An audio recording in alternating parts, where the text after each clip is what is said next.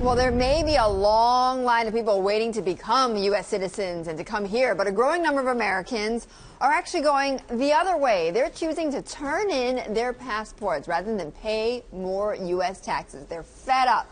Well, Chief Washington correspondent Peter Cook back with us with more on this story. What, up 39%? Is that the number, Peter?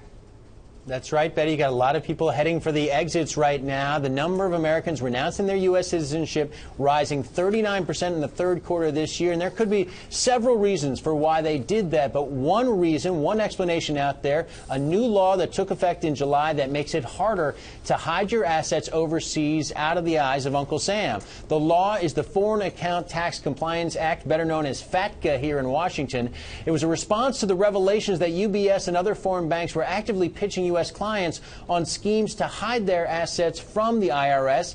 UBS, you'll recall, eventually paid a $780 million penalty, handed over info on some 4,700 U.S. accounts. FATCA requires U.S. financial institutions to impose a 30% withholding tax on payments made to foreign banks that don't agree to identify and provide info on U.S. account holders. And with the possibility there of exposure, more Americans are choosing simply to turn in their passports, drop their U.S. citizenship. 776 did it from July through September. That's far more than the same period last year. And so far this year, you've seen 2,353 Americans turn in their U.S. citizenship, renouncing their U.S. citizenship. That is on track, Betty, to set a new record for the year.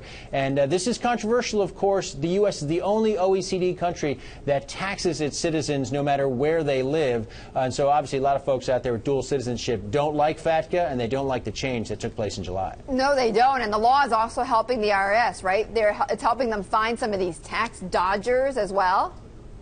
Well, that's right. I mean, there are some Americans who are choosing to maintain their citizenship and pay more taxes. The estimate when this law first passed, Betty, was that it would produce $8.7 billion in additional tax revenue over 10 years for the federal government. We'll see if that pans out, but it is a much tougher set of rules in terms of identifying those assets overseas. It's forcing the banks, foreign banks, to comply, or else they're basically going to be shut out of the U.S. market.